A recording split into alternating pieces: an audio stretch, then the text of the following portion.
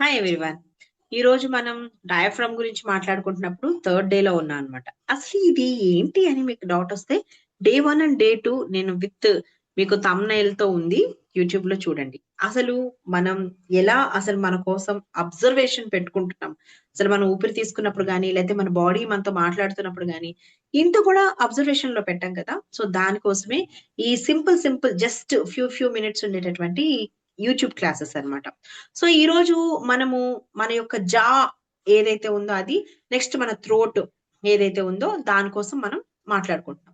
మనసులో దాచుకున్నది శరీరం ఎలాగా పట్టుకుని ఉంచుకుంటుంది అనే దానికోసమే బేసిక్ ఈ టాపిక్ అన్నమాట. సో ఈరోజు ఒక చిన్న పని చేద్దాం. ఇప్పుడు మీరు మీ పళ్ళని గట్టిగా బిగించండి. ఓకే, నెమ్మదిగా నెమ్మదిగా స్ట్రాంగ్ చేసుకుంటూ రండి. ఇంకా బాగా బిగించండి. అలాగే ఉండండి.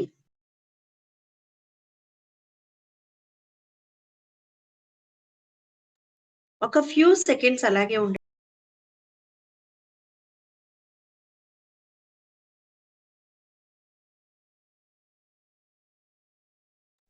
ఇప్పుడు నెమ్మదిగా ఆ బిగించిన దాన్ని వదిలేయండి. ఏమైనా తేడా అనిపిస్తుందా? ఓకే, అనిపిస్తది. ఎందుకంటే అప్పటి వరకు మనం బిగించి ఉంచిన దవడ భాగం ఏదైతే ఉంటుందో జా లైన్, అది వదిలేయగానే రిలీఫ్‌గా అనిపిస్తుంది. కానీ మనకు తెలియకుండానే చాలా సార్లు మనం ఈ ప్లేస్‌ని బిగించి పట్టుకొనుంచి ఆ పెయిన్‌ని అది స్టోర్ చేసుకునేలాగా చేసుకుంటాం అన్నమాట. ఎప్పుడెప్పుడు? కోపం వచ్చినప్పుడు, ఏడుపుగా అనిపించినప్పుడు, చాలా బాధ అనిపించినప్పుడు, ఏదో మనం చెప్పాలి అని ఎక్స్‌ప్రెస్ చేయాలి అనుకునే దాన్ని ఎక్స్‌ప్రెస్ చెయ్యలేనప్పుడు, మనకి మెయిన్‌గా మన ఏదైతే జా లైన్, గొంతు, మెడ ఉందో ఇక్కడ స్టోరేజ్ అంతా కూడా పెయిన్ రూపంలో అవుతుందన్నమాట. ఒక విషయం తెలుసా? మన టంగ్ కూడా అసలు చాలా పెయిన్‌కి గురవుతూ ఉంటుంది. ఫాషియా ఏదైతే ఉంటాయో ఆ టంగ్‌లో మనకి స్టోరేజ్ అయ్యి ఉండడం వల్ల కూడా మన దవడ భాగము అంతా కూడా మనకు బిగుసుకొని టైట్‌గా అనిపిస్తుంది. అందరికీ కూడా ఫ్రీ జా అనేది ఉండదనమాట. సో, అందుకని అప్పుడప్పుడు జాకి సంబంధించిన ఎక్సర్‌సైజెస్ మీరేమైనా యోగాలో అలా ఉంటే గనక మీరు చక్కగా నేర్చుకొని చేస్తూ ఉండాలండి. మన బాడీ అంతా కూడా ఎప్పటికప్పుడు ప్రతి మజిల్‌ని రిలీజ్ చేయడానికి ఎప్పుడు కూడా ట్రై చేయాలి. అప్పుడప్పుడు ఏదైనా పంచకర్మకు సంబంధించినటువంటి మసాజెస్ కానీ అట్లాగా, లేతే మనమే ఇంట్లో నుంచొని నువ్వుల నూనె అన్నిటికన్నా శ్రేష్టమైనదనమాట. బాడీ మజిల్ రిలీఫ్ చేయటానికి గాని, దేనికైనా మీరది యూజ్ చేయొచ్చనమాట. ఓకే. సరే, మీకొకవేళ గనక ఏదైనా బాధ ఉంది. ఫర్ ఎగ్జాంపుల్ అనుకుందాం. సో, కొన్ని రోజులుగా మీరేం చేస్తున్నారంటే కోపమొచ్చినప్పుడల్లా కొంతమంది చూడండి నైట్ పూట కూడా పళ్ళు పటపట కొరుకుతూ ఉంటారు. అంటే వాళ్ళకి ఆల్రెడీ స్టోరేజ్ బాడీలో అయిపోయింది.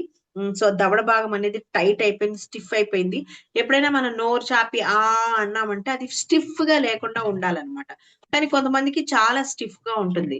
అప్పుడు మీరేం చేస్తారంటే ఇది కంటిన్యూ చేయటం వల్ల మీకు సడెన్‌గా దవడ నొప్పికి సంబంధించి ఏవి రాదండి. మీకొచ్చేదేంటంటే హెడేక్ ఒస్తుంది. దాని తర్వాత మెడలో నొప్పొస్తుంది. మెడ టిక్ టిక్ అని ఇలాగా ఇలా తిప్పినప్పుడు ఇరపటం ఇలాంటివన్నీ చేస్తాం కదా. అప్పుడు మనం ఏమనుకుంటాము తలనొప్పి, మెడ నొప్పి వస్తుందనుకుంటాం గానీ జాని అసలు ఎవ్వరు పట్టించుకోరు. థ్రోట్ అలాగే మనం ఏదైతే మాట్లాడాలనుకున్నది మాట్లాడకపోవడం వల్ల థ్రోట్ చక్ర దెబ్బతింటుంది. సో, నాకీ సమస్య తలలో ఉందని మనం అనుకుంటాం. కానీ బాడీలోనే ఉంటుందన్న విషయం మనం గుర్తించకపోతాం అన్నమాట. మనం మాట్లాడుతున్నప్పుడు హ్యాండ్స్‌ని మూవ్ చేస్తాము, భుజాలు మూవ్ చేస్తాము, ఫేస్ కదుపుతూ ఎక్స్‌ప్రెషన్స్ ఇస్తూ మాట్లాడతాము. అలాగే మన జా కూడా అలాగే ఉంటుందన్నమాట. ఎలా అంటే ఫర్ ఎగ్జాంపుల్ మీకిందాక చెప్పాను కదా. కోపం వచ్చినప్పుడు పళ్ళు బిగించటం, భయం వచ్చినప్పుడు గొంతు ఎండిపోతుంది. అమ్మో! అంటాం గదా. అట్లా అన్నమాట. అలా ఏడ్చినప్పుడు ఎప్పుడైనా గొంతు మూసుకుపోయి నోట్లోంచి మాట రాట్లేదంటే మీతో పాటు మీ బాడీలో పార్ట్ కూడా స్పందిస్తుందని అర్థం అన్నమాట. అంటే మీరు ఆగిపోయారని కాదు. మీ గొంతు కూడా మూసుకుపోయిందన్నమాట. సో, ఇలాంటి విషయాల్ని అబ్జర్వ్ చేయాలి. First of all breathing exercises everything చేసే ముందు observation is very very important అండి. ఇవన్నీ చిన్న చిన్నవి లేకపోవడం వల్లే మీ కన్సిస్టెన్సీ అనేది మిస్ అవుతుందన్నమాట. ఓకే. సరే, ఒక చిన్న సాధన చేద్దాం ఇప్పుడు. ఒక్కసారి కళ్ళు మూసుకోండి. నోరుని మాత్రం బలవంతంగా మూయొద్దు. నాలుక ఎలా ఉందో అలాగే ఉంచండి. ఒక్కసారి కళ్ళు మూసుకొని అబ్జర్వ్ చేయండి.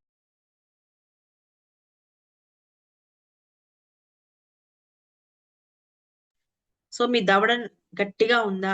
ఎడమ వైపు ఏమన్నా నొప్పిగా ఉందా? కుడి వైపు ఏమన్నా నొప్పిగా ఉందా?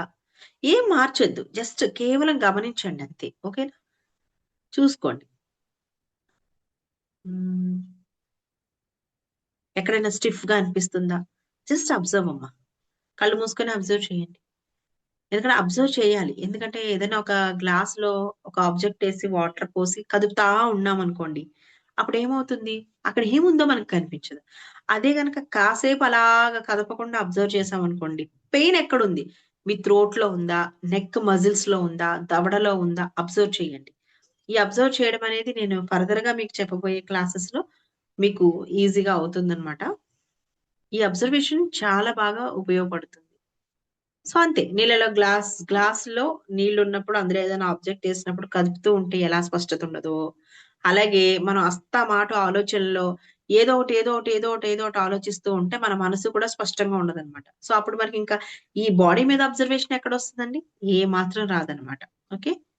అందుకని ఎప్పుడు పట్టుకొని ఉండకుండా విశ్రాంతి తీసుకోవాలి. కొన్ని ఎక్సర్‌సైజెస్ అవి కూడా చేయాలి. ఓకే. ఇప్పుడు నెమ్మదిగా శ్వాస తీసుకోండి. జా లైన్ పళ్ళకి బిగించి ఉంచకుండా అలా రిలీజ్ చేయండి. ఒకవేళ ఎక్సేల్ చేయండి. ఒకవేళ మీ భుజాలు పైకుంటే కిందకి రిలీజ్ చేయండి. మళ్ళీ ఇన్‌హేల్ చేయండి. అబ్జర్వ్ ద జా. ఎక్సేల్ చేస్తూ మీ థ్రోట్‌ని కూడా అబ్జర్వ్ చేయండి.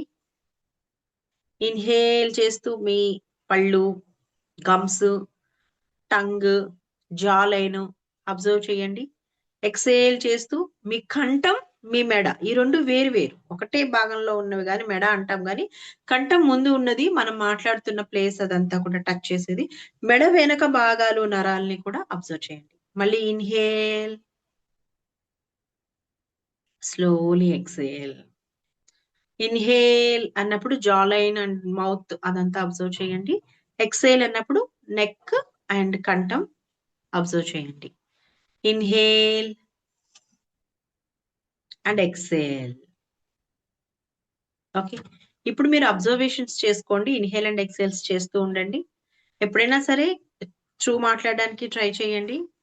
అ అవసరం అయితే ఓహో! ఇక్కడ మనం ఇది చెప్తే బాధపడతారనుకున్నప్పుడు తప్ప అదర్‌వైజ్ మనకు అబద్దాలాడాల్సిన అవసరం ఉండదు. ఓకే. ప్రతి భావం కూడా బయటికి చెప్పాల్సిన అవసరం లేదు. కానీ మీరు తెలుసుకోవాలి. ఓకే. ముందు మీరు వినాలి. ఏది మంచి, ఏది చెడు అనేది మీరు ఎప్పుడైతే వింటారో అది మీకు యూజ్ అవుతుందన్నమాట. ఓకే. మీకు మీరే అడగాలి. నేనేదైనా స్ట్రాంగ్‌గా ఒక దాన్ని పట్టుకొనున్నానా? లేకపోతే ఇప్పుడు అలాగే ఇన్‌హేల్ అండ్ ఎక్స్‌హేల్ చేస్తూ ఈ చిన్ని చిన్ని క్వెషన్స్ అడగండి. మనసులోనే అడగండి.